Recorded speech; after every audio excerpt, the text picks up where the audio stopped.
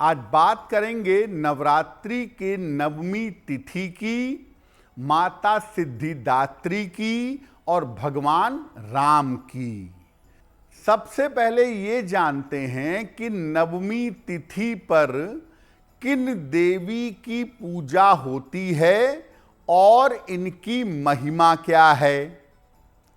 देखिए, नवरात्रि की नवमी तिथि पर यानी सामान्यतः 9वें दिन देवी के जिस स्वरूप की पूजा की जाती है उस स्वरूप का नाम है माता सिद्धिदात्री।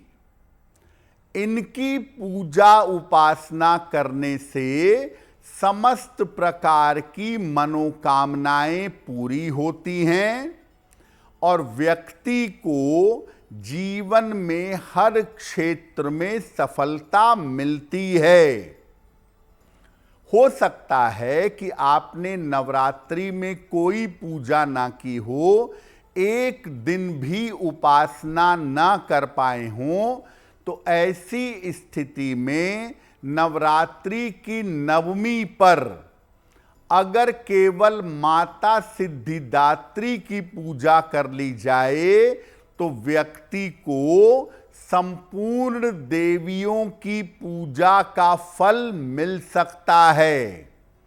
यानी नवरात्रि में अगर आपने किसी भी दिन उपासना नहीं की है और नवमी तिथि को माता सिद्धिदात्री की पूजा करते हैं तो समस्त देवियों की पूजा का फल मिलेगा, क्योंकि माता सिद्धिदात्री के अंदर सारी देवियां समाहित हैं। इस दिन कमल के फूल पर बैठी हुई देवी का ध्यान करना चाहिए और अलग अलग प्रकार के सुगंधित फूल उनको अर्पित करना चाहिए। नवरात्रि की नवमी तिथि पर देवी को शहद अर्पित करना चाहिए और ओम सिद्धिदात्री दैव्ये नमः इस मंत्र का जप करना चाहिए। इस समय चैत्र नवरात्रि यानी वासंतिक नवरात्रि चल रही है, तो अब ये जानते हैं कि भगवान राम का वासंतिक नवरात्र से क्या संबंध है। देखिए, भगवान राम का जन्म हुआ था वासंतिक नवरात्र के 9वें दिन यानी चैत्र शुक्ल पक्ष की नवमी तिथि को। इसीलिए इसको राम नवमी भी कहते हैं। मध्य दोपहर में कर्क लग्न, कर्क राशि और पुनर्वसु नक्षत्र में भगवान राम का जन्म हुआ था।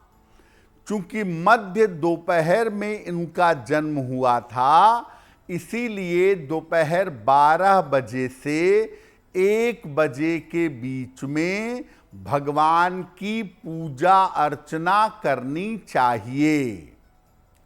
श्री रामचरितमानस का पाठ करें या श्री राम के मंत्रों का जप करें। जिन महिलाओं को संतान होने में बाधा आ रही हो, ऐसी महिलाएं राम नवमी के दिन भगवान राम के बाल रूप की पूजा करें। उन्हें तेजस्वी और मर्यादित संतान की प्राप्ति होगी। देखिए, नवरात्रि की नवमी तिथि को आम तौर पर हवन करने की परंपरा पाई जाती है। तो नवरात्रि के नवमी तिथि पर हवन के नियम क्या हैं? नवमी के दिन नवरात्रि की पूर्णता के लिए, नवरात्रि का संपूर्ण फल मिले इसके लिए हवन भी किया जाता है।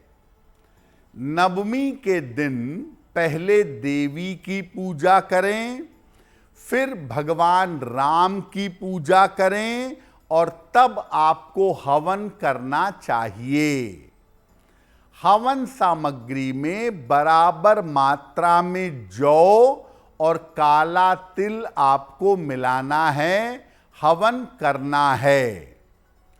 इसके बाद जो लोग नवमी को कन्या पूजन करते हैं वो नवमी को कन्या पूजन करेंगे।